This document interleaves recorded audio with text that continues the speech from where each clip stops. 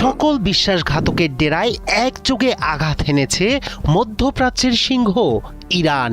একযোগে শত্রু আমেরিকার একাধিক ঘাঁটিতে আঘাত এনে খামেনি জানিয়ে দিল প্রতিক্রিয়া হবে সীমাহীন। তেহরান বলছে তাদের বিরুদ্ধে যে কোনো বেইমানির জবাব হবে আরও ভয়ঙ্কর। উপসাগর জুড়ে মার্কিন সামরিক স্থাপনায় ভয়াবহ বিস্ফোরণ, সতর্কতা, আকাশপথে বিধিনিষেধ। কাতার, কুয়েত, আমিরাত, বাহরাইন সবখানেই বাড়তি নিরাপত্তা। বিশ্লেষকদের মতে এটি কেবল প্রতিশোধ নয়, শক্তির প্রদর্শনও। বহুমাত্রিক ক্ষেপণাস্ত্র ও ড্রোন সক্ষমতার বার্তা ছড়িয়ে দিয়েছে ইরান। এখন প্রশ্ন, এই আগুন কি সীমিত থাকবে নাকি পুরো অঞ্চলকে টেনে নেবে দীর্ঘ সংঘাতে? বিশ্ব তাকিয়ে মধ্যপ্রাচ্যের দিকেই। মধ্যপ্রাচ্যের আকাশে আবারও যুদ্ধের আগুন।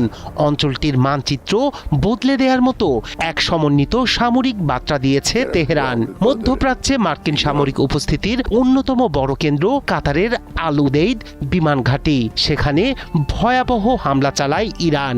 বিস্ফোরণ ও আগুনের লেলিহান শিখায় পড়ছে রানওয়ে, জ্বালানি সংরক্ষণ এলাকা এবং ক্ষতিগ্রস্ত হয়েছে যোগাযোগ অবকাঠামো।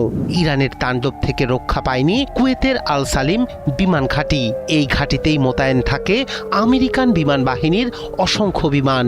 সেখানেও ক্ষেপণাস্ত্র আঘাত এনেছে। একই সময়ে সংযুক্ত আরব আমিরাতের আল ধাপরা ঘাঁটি লক্ষ্য করে চালানো হয় হামলা। এতে একজনের নিহতের তথ্য নিশ্চিত করেছে আল জাজিরা। বেইমানির শাস্তি পেয়েছে আমেরিকার আরেক বন্ধু বাহরাইন। দেশটিতে অবস্থিত মার্কিন পঞ্চম নৌবহরের অবকাঠামোতেও আঘাতের দাবি করেছে ইরানি রাষ্ট্রীয় গণমাধ্যম। এতে ক্ষতিগ্রস্ত হয়েছে নৌবহরের অবকাঠামো। এদিকে ইরানের ভয়ে সমুদ্রপথে নিরাপত্তা জোরদার করেছে আমেরিকা। শুধু উপসাগরীয় ঘাঁটি নয়, বিশ্বাসঘাতকতার জবাবে সৌদি আরব ও জর্ডানের ভিতরেও মিসাইল হামলা করেছে ইরান। বিশ্লেষকরা বলছেন এই সমন্বিত হামলা দেখিয়েছে ইরানের ক্ষেপণাস্ত্র ও ড্রোন সক্ষমতা বহুমাত্রিক এবং দূরপাল্লার। তেহরানের হাতে রয়েছে মধ্যম ও দূরপাল্লার ব্যালিস্টিক ক্ষেপণাস্ত্র। একাধিক লক্ষ্যবস্তুতে একই সময়ে আঘাত আনার সক্ষমতা এই হামলায় স্পষ্ট হয়েছে। সামরিক বিশ্লেষকদের ভাষায় এটি ছিল সিগন্যাল স্ট্রাইক, যার উদ্দেশ্য কেবল প্রতিশোধ নয়, বরং আঞ্চলিক বার্তা দেয়া।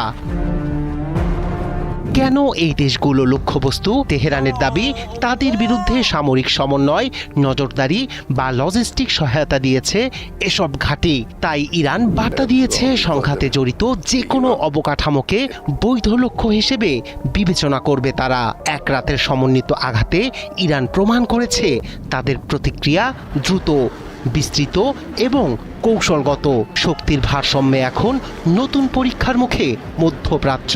মুহূর্তেই একাধিক দেশে আঘাত এনে ইরান দেখিয়ে দিল শুধু সীমান্তের ভিতর সীমাবদ্ধ নয় তাদের প্রতিক্রিয়া। রায়হান কবির, শুভ্র, ৭১।